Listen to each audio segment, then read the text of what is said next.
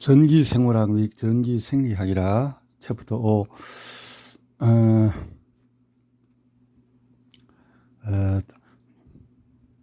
전기는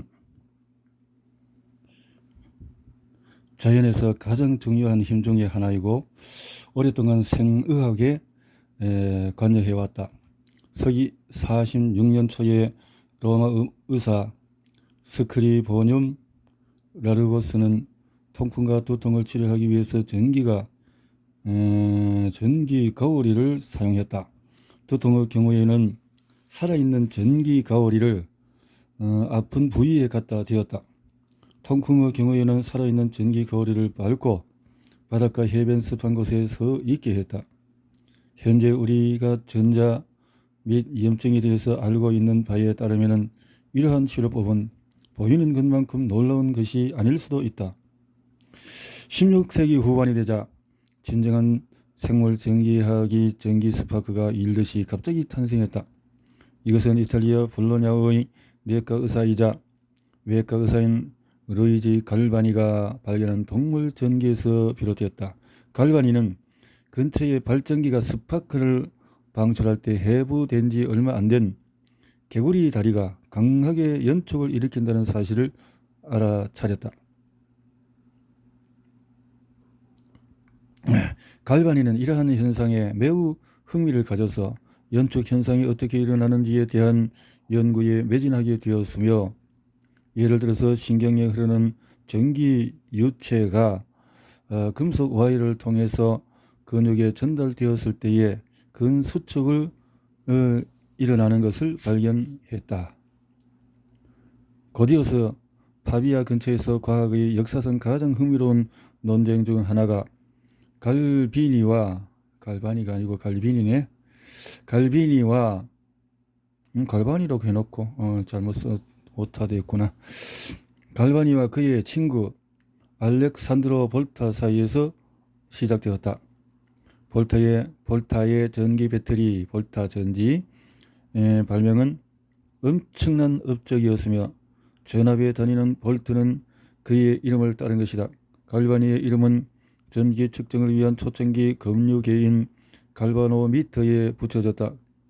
이것은 그로부터 한 세기 후에 네덜란드의 생리학자 에인트 호벤이 심장의 전기를 측정하고 심전도를 기록하는 데 사용했던 장치이다. 심전도기는 현재 전 세계적으로 거의 모든 병원에서 사용되고 있는 에너지 의학의 진단 도구이다. 이렇게 연구하신 분들, 갈바니와 그의 부인 갈리아치. 갈바니 이후의 전기 생리학. 동물 전기의 발견 이후에 수세기에 걸쳐서 전기가 몸 전체에 걸쳐서 모든 세포와 조직 그리고 장기의 활동에 어떻게 관여하고 있는 것에 대해서 많은 것을 알게 되었다. 한 남자와 그의 아내의 연구가 전 세계 수천 명의 과학자의 관심을 사로잡으며 전기 생리학과 신경 생리학과 같은 학문 분야를 이끌어내었다는 것은 놀라운 일이 아닐 수가 없다. 갈바니로부터 현재까지의 연구의 역사를 뒤집어 보면은 중요한 질문과 대면했던 실로 뛰어난 사람들을 만나게 된다. 예를 들어서 신경은 초당 수십 미터의 속도로 어떤 종류의 전기 유체를 전달하는 반면에 금속 철사의 전기장은 빛의 속도로 움직인다는 사실이 발견되었다. 그렇게 천천히 움직인다면 어떻게 신경 임펄스의 본질이 전기적인 것이라고 할 수 있을까? 이 질문은 번스타인의 놀라운 실험을 통해서 해결되었으며 전기적인 음성이 신경 신호의 속도에 해당하는 속도로 신경을 따라서 전파되었음을 보여주었다.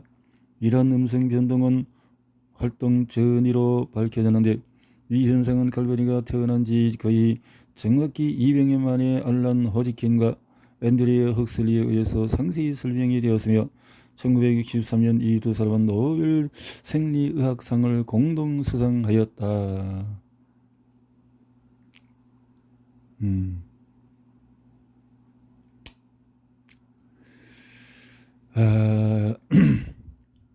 전기생물학 및 전기생리학의 시작은 갈바니와 루치아니 갈리아치, 그 후로 200년 만에 호지킨과 앤드류 헉슬리. 전기생물학의 전기생리학의 시작은 지금도 그렇게 생각하지만 우리는 신경 속에 숨어있던 전기를 처음으로 다루고 그것을 신경으로부터 뽑아내고 사람들에게 보여주게 될 만큼 운이 좋을 것이라고 생각지는 못했다. 갈바니. 볼로냐의 과학자 루이치 갈바니는 개구리의 동물 전기에 관한 그의 연구를 통해서 신경에서 근육으로 전달되는 일종의 흥분시키는 힘이 움직임을 촉발시킨다는 사실을 증명했다. 이렇게 신경을 통해서 탁탁탁 건드린다. 코드가 갈바니 개구리 다리 실험. 정전기를 감지하기 위해서 사용된 정전기. 이는 해부된 지 얼마 안 된 개구리 다리에 연축이 일어나는 것은 다리 신경을 금속기구로 만짐과 동시에 근처의 발전기에서 스파크가 뛰어올랐을 때라는 사실을 발견함으로써 시작이 되었다. 이것은 놀라운 일이었고 그는 더 많은 세부 사항을 알아내기 위해서 일련의 실험들을 계속했다. 그 중에 한 가지 실험은 갓 해부한 개구리의 자골신경과 노출된 다리 근육을 전선으로 직접 연결하여 근육을 수축시키는 것이다.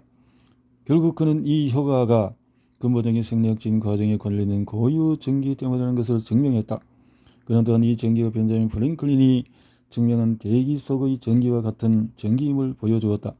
벤자민 프랭클린은 1752년 폭풍 속에서 연을 날려서 자신이 감전사할 뻔하면서 번개가 전기라는 것을 입증했다. 갈바니는 개구리 다리 신경을 와이어로 그의 집 꼭대기 금속 스파이크와 연결해 놓은 실험을 했다. 폭풍에 번개가 칠 때마다 개구리 다리는 심하게 움찔거렸다.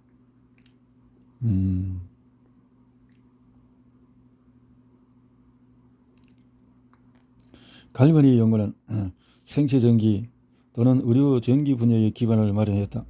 뒤에 이루어진 연구들은 생명과학에서 신비로운 유체나 체액과 동물 전기처럼 규정하기 어려운 요소들을 거의 제거함으로써 전기생물학과 전기생리학이라는 새로운 과학의 토대가 만들어지도록 이끌었다.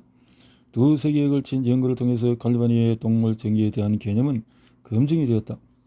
갈바니는 파비아 대학의 물리학자 알렉산드로 볼타의 연구를 위한 길을 열어주었으며 볼타의 연구는 1800년 전기 배터리 발명으로 결정을 이뤘다. 볼타는 갈바니와 동물 전기에 대한 의견을 달리했다. 그의 견해는 개구리들이 민감한 금전기처럼 외부 전기에 반응할 수는 있지만 내재적인 전기는 가지고 있지 않다는 것이었다. 볼타에 따르면 갈바니가 개구리 신경을 비례침에 연결시키기 위해서 사용한 이종 금속들, 즉 금속들 비례침에 연결한 철선과 그가 신경에 붙인 황동고리들 때문에 전기가 발생했다는 것이다. 그 이후에 계속된 갈바니와 볼타의 논쟁은 과학 역사상 가장 중요한 논쟁 중의 하나로 간주된다. 이로 인해 두 과학자는 각자의 가설을 뒷받침하기 위한 근본적인 실험을 하게 되었다. 볼타의 실험은 볼타 전지로 유명한 전기 배터리의 발명으로 이어졌고 이는 전기화학, 전자기학 및 이와 연관된 현상들에 대한 연구를 발전시키게 되었다. 갈바니의 연구는 현대 전기생리학 및 신경과학의 기반을 마련했다. 돌이켜보면 19세기 전기생리학이 발달한 이들 두 과학자의 연구에 크게 의존한 셈이다. 볼타는 금속과 살아있는 조직 사이의 접촉은 전기의 모터 역할을 할 수 있다는 것을 정확히 지적했다. 그는 그것은 금속의 차이 때문에 발생한 것이다 라고 말했다. 1918년도 볼타. 이는 사실 도철 전극이 살아있는 조직에 닿을 때 발생하는 전극 반응의 근거이다. 적절한 예방 조치를 취하지 않는 한 살아있는 조직에서 측정되는 전기장은 조직과 전극의 경계 사이에 형성되는 전압 때문일 수가 있다. 갈바니와 볼타 사이의 과학의 논쟁은 이후 두 세기에 걸친 전기생리학의 연구로 이어져서 신경과 근육의 전기적인 흥분성에 대해서 현대적 이해를 이끌어내었다. 여기는 노빌리, 마테우치, 레이몽, 헬름홀츠, 번스타인, 헤르만, 루카스, 아드리안, 호지킨, 흑슬리, 카츠와 같은 훌륭한 과학자들의 연구가 기여했다. 1791년 갈바니는 10년 이상 진행했던 동물 주로 개구리에 미치는 전기 효과에 대한 연구를 요약하여 그 결과물, 그 유명한 근육운동에 대한 전기 효과에 대한 논평을 출판했다. 이 출판은 거의 동시에 발생한 프랑스 혁명의 사회적, 정치적인 영향을 견줄 만큼 과학계에 큰 파장을 일으켰다. 1848년에 개구리를 구할 수 있는 곳이면 어디든지 과학자이건 비전문가이건 모두 죽은 지 얼마 안 된 개구리의 다리 근육의 수축을 유도함으로써 갈바니의 실험을 지원하려고 했다. 이 일이 초래한 결과 중에 하나는 개구리 부족 현상이었다. 전기가 생체에 미치는 영향은 인간을 포함한 다른 종에 대해서도 연구가 되었다. 1830년 런던에서 갈바니의 조카인 지오바니 알딘이 1830년 그 사형당한 범죄자의 머리에 전기를 흘려버리는 실험하여서 마리 셸리가 그녀의 유명한 캐릭터 프랑켄슈타인을 탄생시키는 데 영감을 주었다.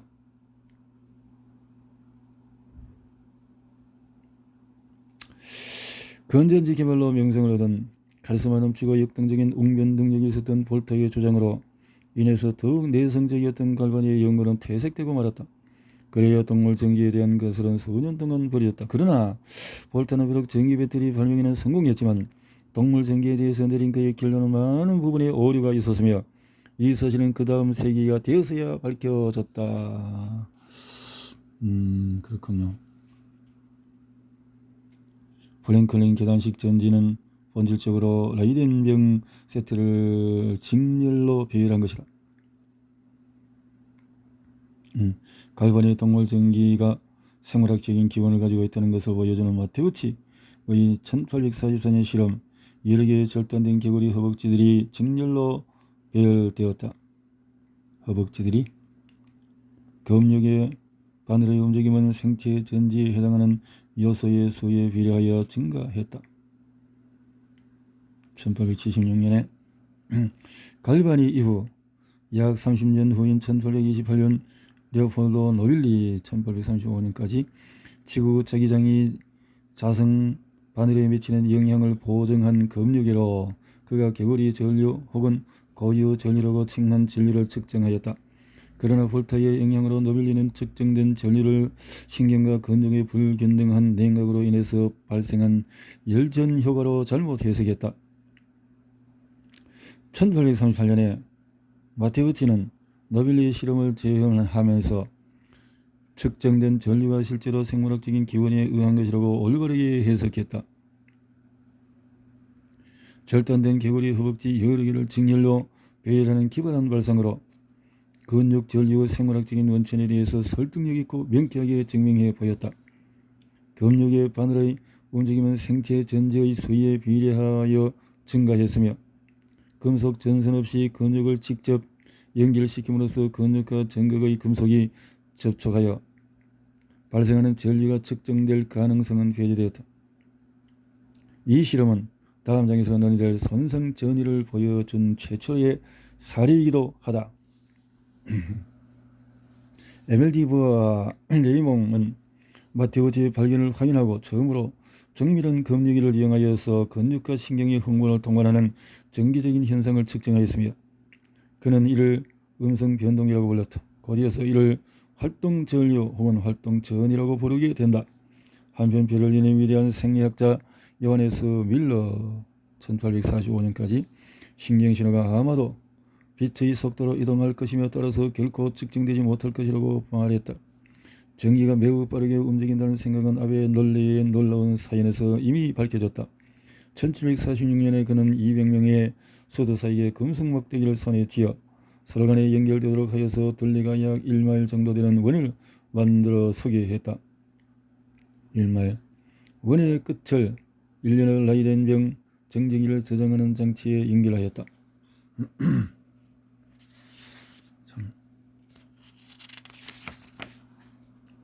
이 연구라는 것이 대단한 연구들이네. 헬름 홀츠가 근육 수축을 기록하는 데 사용하는 금기 걸린 회전들은 최초로 출판되었던 시간 흐름에 따른 신경의 활동 전류, 즉 음성 변동의 기록, 이를 현재는 활동전이라고 부른다. 활동전이. 라이덴 병에서 전기가 방전되어서 원을 통해 충격파가 보내지자 수도사들이 거의 동시에 깜짝 놀라 나자빠지게 되었다. 이로써 전기가 매우 빠르게 움직인다는 것이 분명해졌다.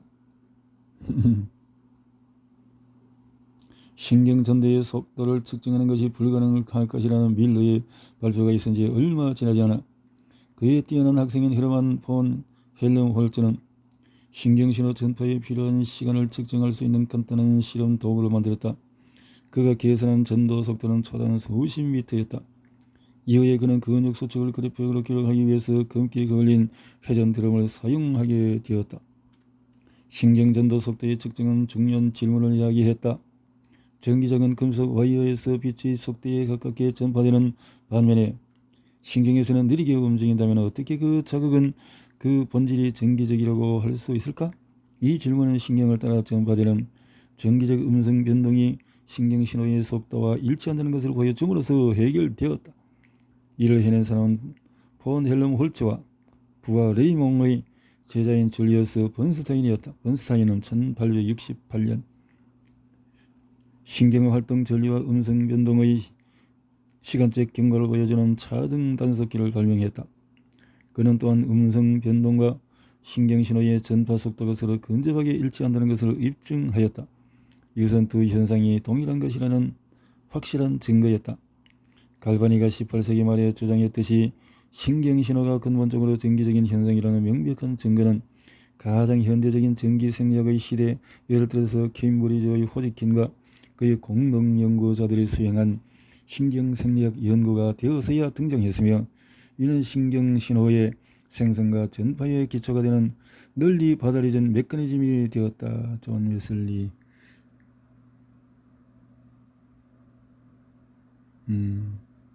환자 불안 뼈 성장을 촉진하기 위한 현대적인 치료 방법. 뼈 성장을 초창기 전기 치료는 갈바니의 발견이 의학에 적용되기까지는 그리 오래 걸리지 않았다. 치유되지 않는 골절의 치료를 촉진하기 위해서 전기를 사용하는 방법은 오늘날까지도 사용되고 있다. 1828년 런던의 존 버치 박사는 골절 부위에 이식한 바늘을 통해서 전류를 흐르게 함으로써 골절 부위를 치료했다. 이 방법은 1800년대 중반에 이르러서는 치료 속도가 느린 골절을 치료하기 위해서 선호되는 방법이 되었다. 정형외과 의사가 널리 선호하는 이 치료법의 최신 버전은 그림과 같이 이식 가능한 전기 자극 장치이다. 의료용 전기는 1700년대부터 1900년대 초반에 걸쳐서 황금 시대를 맞이했다. 이 기간 동안에 여러 가지 전기 치료 장치들이 개발되었고 의사들은 다양한 질병 치료를 위해서 이것을 널리 사용했다. 게더스 1984년. 임상전기요법이 성하였던 시기는 생기론이 주류의학에서 거부되었던 시기와 같다. 감리교의 창시자인 존 웨슬리는 부단한 노력을 기울여서 존 웨슬리 감리교 창시자. 가벼운 전기요법을 이용해서 성공한 여러 치료법들을 기록한 책, 절실한 요구 간편하고 유용한 전기를 출간했다. 웨슬리가 1871년에 런던의 가난한 사람들에게 전기 치료법을 선사하겠다는 것이 그의 숭고한 목표였다. 흥미롭게도 그는 천번의 실험을 통해서 알게 된 것은 공기보다 훨씬 미묘한 흐름이 지구를 둘러싼 모든 공간에 구석구석이 퍼져 있는 것 같다고 하였는데, 그렇다면 과연 그는 양자진공 현상을 예상할 수 있었던 것일까? 양자진공 현상을, 그러기 웨슬리의 엄청난 직감을 통해서, 영감을 통해서 보았다. 코일을 통해서 이렇게 1869년 10월 19일 스미스가 특허받은 치료장치, 미국 특허번호 95044 편의상 코일이 두 부분으로 나뉘어 있어서 환자는 하부 코일을 안으로 들어가서 상부 코일을 머리 위로 쓸 수가 있다. 코일을 통해서 흐르는 전류는 뭔가 그 주변에 자기장을 생성한다. 이 자기장은 머리에서 발로 다른 전류를 통과시킴으로써 증폭이 된다. 프랑스 버전은 이렇게 돼 있고. 누워서 1884년에 이르러서는 미국에서는 만 명의 의사들이 과학적인 근거 없이 치료 목적으로 매일 전기를 사용하고 있는 것으로 추정이 되었다. 그림 5.9는 1869년 엘리아스 스미스가 특허를 낸 전기 치유 장치이고, 그림 5의 10은 그것은 프랑스 버전이다. 당시 전기 치료 지지자들 중에서 일부는 숭고한 목표를 갖고 있었지만 기업가적인 야망을 가진 사람들도 있었으며, 이들에 의해서 이러한 초창기 전기장치의 인기는 위태로운 상황에 처하게 되었다. 그들의 일부는 전기현상에 대한 화려한 전시물을 제작하고 엄청난 건강증진 효과를 선정한 쇼맨들이었다. 에너지 과학의 역사에서 이 기간의 이야기는 프란시스 아스크로프트 2012년 저서는 삶의 불꽃 인체에 사용된 전기를 통해서 흥미롭게 전해진다. 더 추악한 것은 전기가 모든 신체적인 결함을 치료할 수 있다고 광고한 악명 높은 닥터 제임스 그레이엄의 화려한 작품이었다. 우아한 로얄 아델피 테라스에 있는 그의 건강을 위한 신전은 매혹적인 것이긴 였지만은 동시에 분노를 일으킨 곳이었기 때문에 1779년에서 1782년까지만 유지되었다. 빅토리아 시대에 걸쳐서 수많은 전기장치들이 유행했고, 그것들은 의료계에서 열렬한 지지와 의구심을 모두 이끌어내었다. 널리 사용되었던 도구는 5의11 나타낸 전기손이었다. 전기손. 환자는 유도 코일에 연결된 금속판 위에 자신의 맨발을 올려놓은 채 의자에 앉고 치료사는 코일의 나머지 단자에 부착된 전극을 한 손에 쥐었다. 치료소의 반대편 손 곧 전기선의 환자의 몸의 여러 부분을 쓰다듬거나 마사지하는 데 사용되었다. 이렇게 디센너는 설명한 근육의 정기적인 자극을 가하는 모습. 저렇게 이와 같은 효과의 가능성의 설명은 환자의 몸을 통해서 전자를 만성 염증 부위로 보낸다는 것이며, 현대의 연구에서는 만성 염증을 많은 만성 질환의 원인으로 인식하고 있다. 이에 대해서 17장에 더 자세히 다룰 것이다. 전기에는 4가지 형태가 있습니다. 다음 같이 기술된다. 정전기 또는 프랭클린 전기, 직류, 갈바니 전류, 유도 코일, 패러데이 전류, 고주파, 다르송발 전류.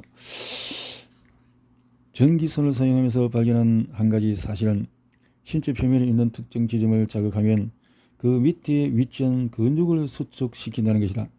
1864년 짐새는 근육점, 운동점이라고 불리는 이 점들의 위치를 도표화했다. 1979년에 그는 갓 사망한 사람의 시체를 사용하여서 많은 운동점의 위치를 표시한 다음에 그 기저 조직을 절개해보니 그것은 바로 신경이 근육으로 들어가는 지점이라는 것을 발견했다. 신경.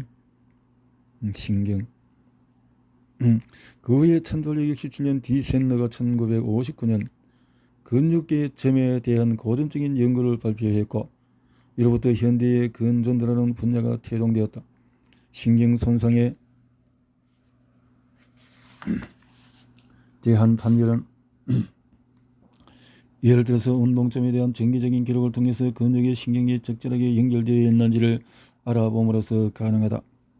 근전도의 주요 용도 중에 하나는 법률 및 보험상의 목적으로 사람이 입은 상해의 정도를 정하는 것이다. 생명의 기초를 이루는 세포와 분자의 발견, 감염질환의 원인이 되는 박테리아, 다윈의 진화론, 신경전달의 정기적인 측면, 이 모두는 생리론적인 입장에 대해서 최후의 일격을 날리는 과학적인 근거로 사용되었다. 모든 생명체는 원시바다에서의 시작부터 현재의 복잡한 수준에 이르기까지 과학적으로 설명될 수 있을지 모른다. 유기체는 기계와 마찬가지로 구성요소로 분해되어 있는 모든 신비가 풀릴 때까지 그 요소 하나하나를 연구할 수 있을지도 모른다. 삶과 질병에 관한 모든 것을 이해하는 데에는 그저 시간과 노력만이 필요할 뿐이었다. 생기론자에게 있어서 생물학에서의 근본적인 발견은 계속 그들을 후퇴하게 만들었지만은 자연의 원동력에 대한 근원적인 수수께끼는 여전히 남아 있었다. 우리는 다음과 같은 다른 수수께끼가 있음을 곧 알게 될 것이다. 생물의 다양한 구성 요소가 어떻게 살아있는 구조로 모여지는지를 결정하는 생명의 청사진, 지도 또는 계획은 무엇이고 어디에 있는가?